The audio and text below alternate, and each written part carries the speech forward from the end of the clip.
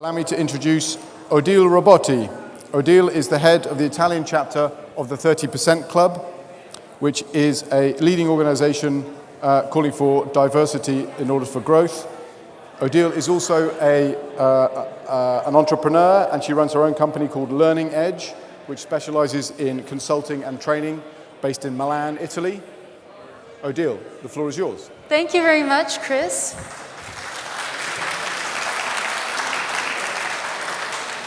Good morning, and thank you for coming to this session. You have made exactly the right choice because the topic I'm going to cover is very relevant for business.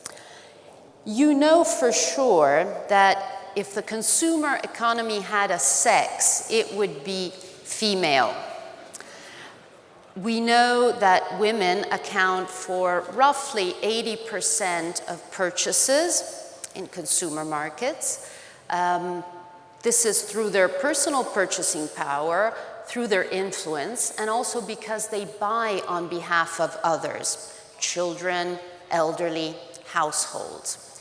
You also know that gender is probably the most powerful determinant in how we look at the world. So it tops, for example, income, ethnicity, age. So when this she economy exercises her purchasing power, she does so as a woman. However, if you look at the top of the biggest corporations, if you look at the leadership of companies, the situation is reversed. So the leadership of companies is actually a he. And this is a loss of opportunity. I'm here on behalf of the 30% Club. This is a nonprofit initiative, international initiative, made of business leaders who around the world have gotten together to tackle exactly this problem, the problem that we do not have a good enough balance on the top of our companies. And the reason why these business leaders got together is not to promote equality, it's a business reason. So this is definitely a business initiative. But let's start from the beginning, which is the problem. And the problem is easily described by this chart. This was an exercise done by The Guardian. So they analyzed the names of people leading the top companies in the UK, the FTSE 100. So they took a look at their names to find that amongst CEOs and chairs, there are 7 women, but there are 14 men named David, which is twice as much, of course. There's more than twice as much named John, and of course, there's almost 3 times as much with the title of Sir. If you cross the Atlantic, it doesn't get any better. Even there, Johns outnumber women. And even if you flip and go on the other side, upside down in Australia, and you take a look at chairs and CEOs of ASX 200, you find that Peters outnumber women. So definitely we have a problem here. And this problem costs money, costs loss for businesses. First of all, there have been quite a number of studies pioneered by McKinsey and followed by others which have shown a strong correlation between the presence of women in leadership and the performance of organizations, the economic performance of organizations. And although we're generally suspicious of correlation because it's not necessarily causation, in this case, all evidence seems to point to a causal link between the presence of women in leadership and and economic performance. And then there's responsiveness to the market. It's what we were talking about, I was talking about earlier. If we don't match the market, it's difficult to be responsive to this market. And in fact, if you interview women, most of them say that they don't feel well understood by marketers. And then there's the talent pool problem. So women have higher academic credentials than men. But if by the time you get to the top, these women have disappeared or almost disappeared, this is talent going down the drain. In terms of culture, there's also a loss because we know that women bring positive elements to the culture. For example, they bring a better work-life balance. And we also have a problem in corporate governance where studies have shown that corporate governance is more rigorous when boards also have women. So you see that there's quite a problem going on, and the problem is costing us money. And we know what's going on. There's nothing mysterious about it. It's been studied, and the story develops in a slightly different way depending on which industry you're in, but the ending is always the same, and it's not a happy ending. It's a quite sinister disappearing act of women. For example, take the automotive or the energy or basic materials.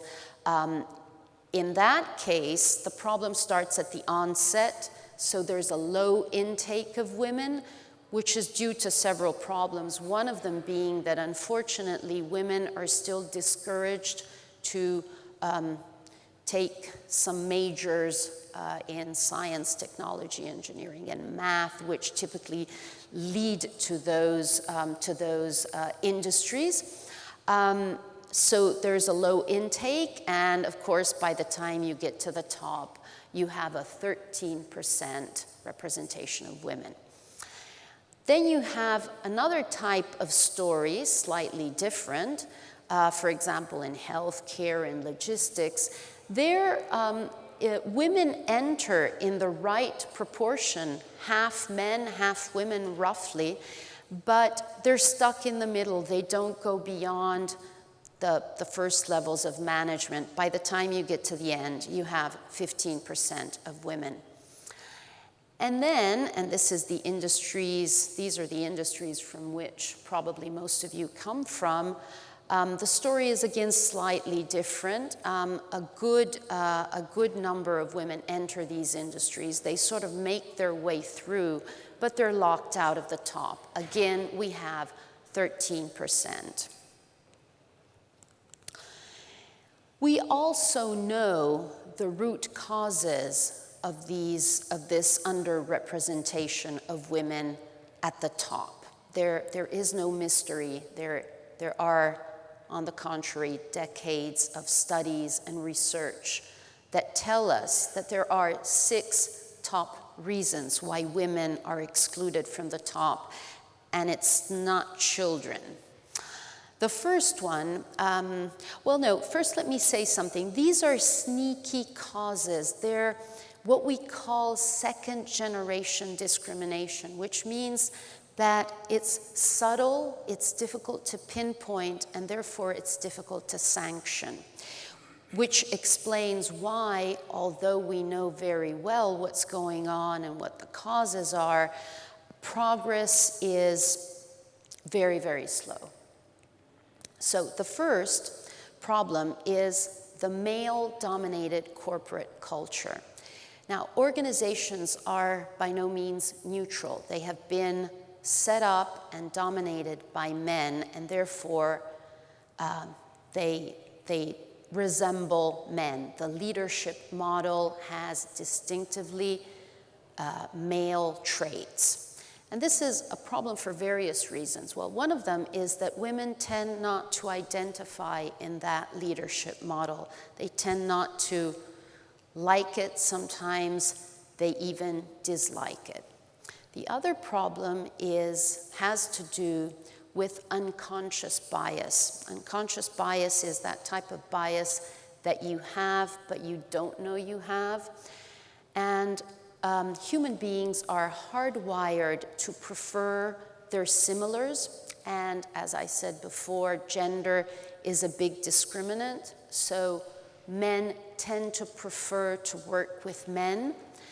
And they do this mostly at an unconscious level. So they select people they work well with, and high chances are that these people are going to be male like them.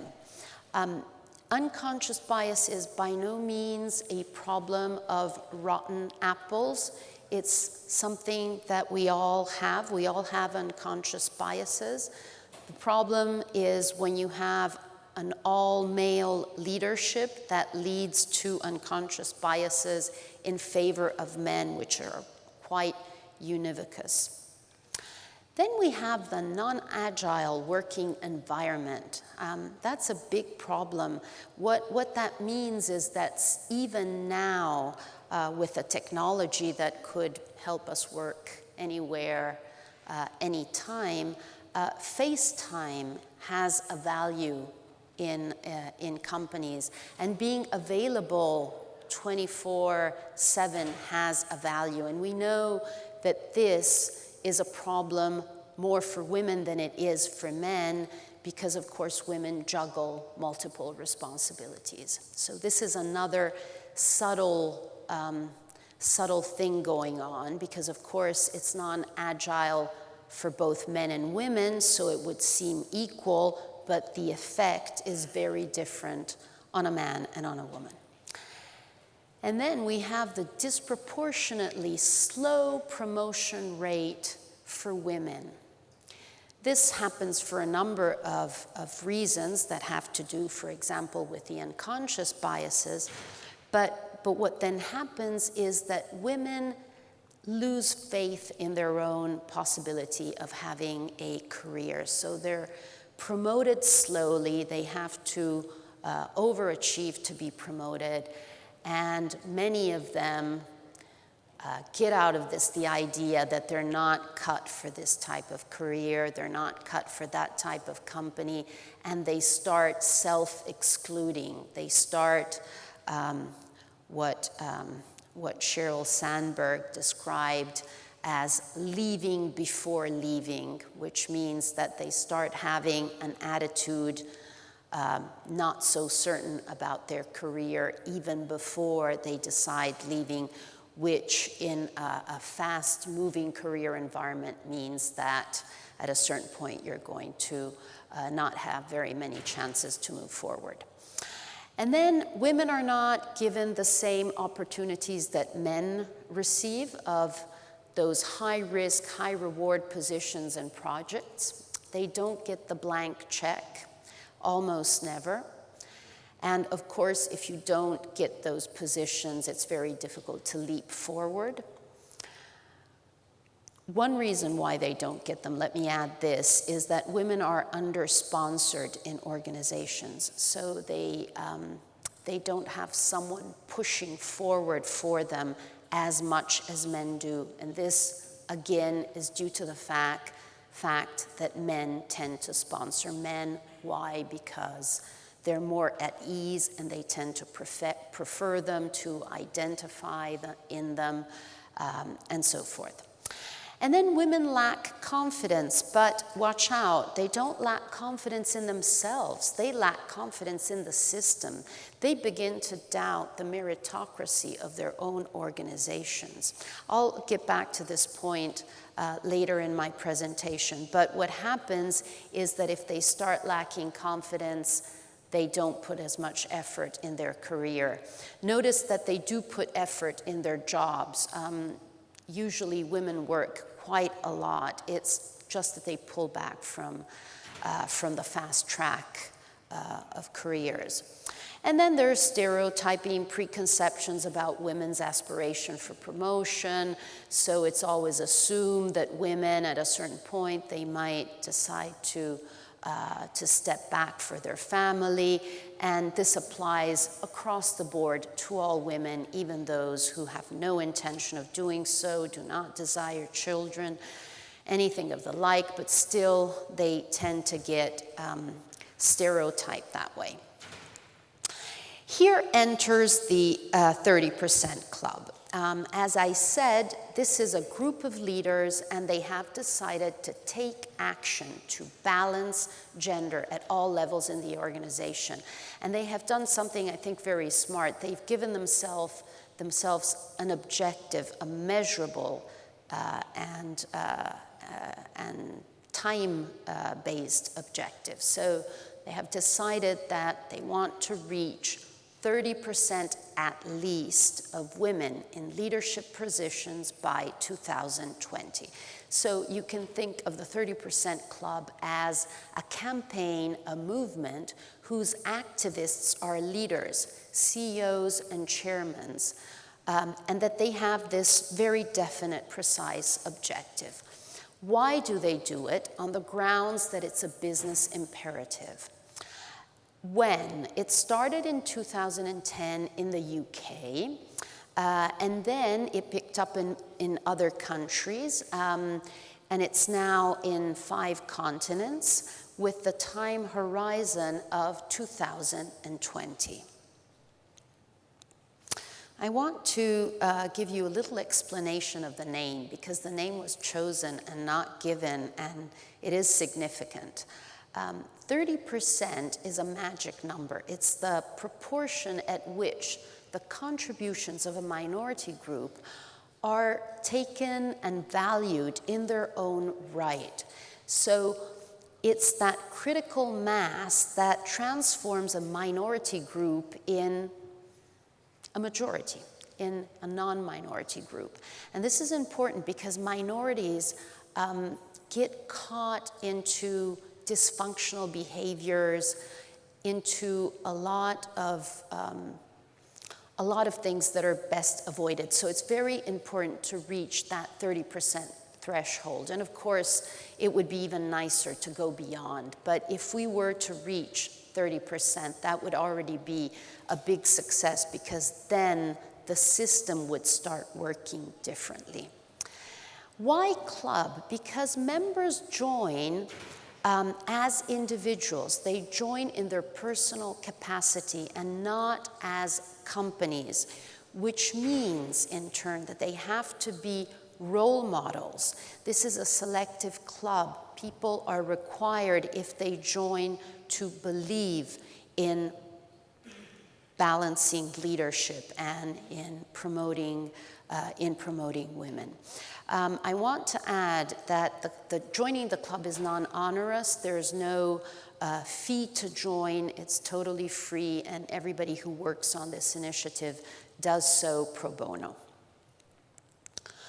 Just to show you what the club has accomplished in the UK, and I'm choosing the UK because that's where we have the longest track record. When the club was started in 2010, women on British FTSE 100 boards were 12.6%. They are now 26%, actually, even a little bit higher. In the beginning of the 30% Club effort, if you can imagine, of the FTSE 250, more than half of the boards were all male. So, and now there's only 17 that have all male members. So this is quite an impact on a problem that has, had a glacial progression. This is really an acceleration.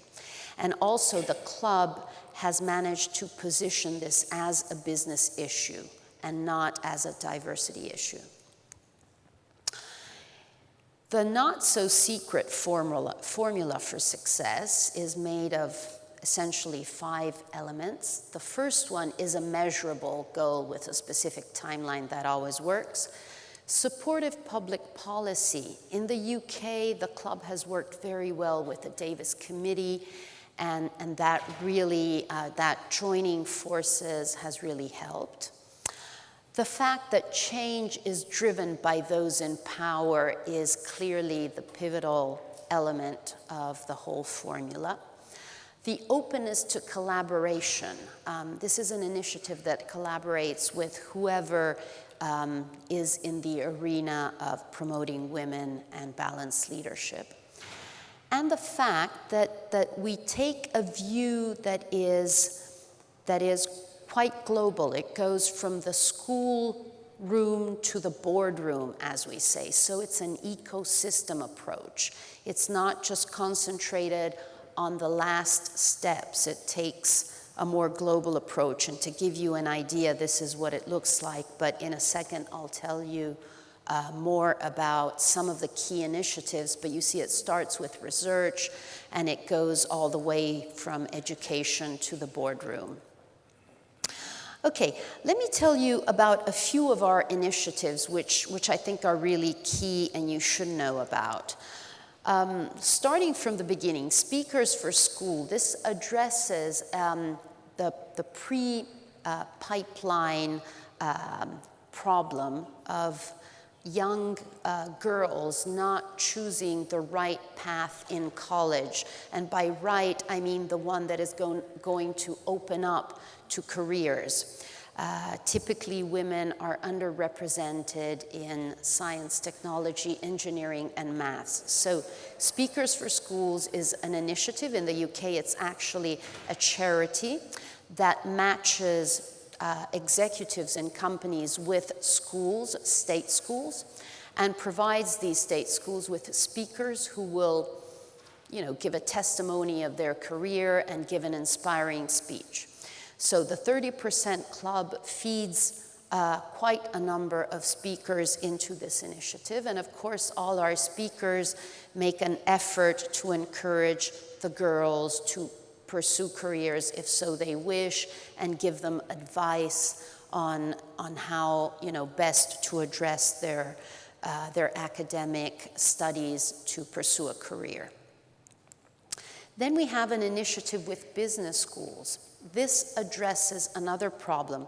Women are underrepresented in executive MBAs, all the postgraduate economic business studies. So the 30% Club has partnered with very large institutions, very prestigious institutions, to offer scholarships which are aimed at women. And not only there's a scholarship, but also the 30% Club provides a mentor that will mentor the woman during her whole period in business school.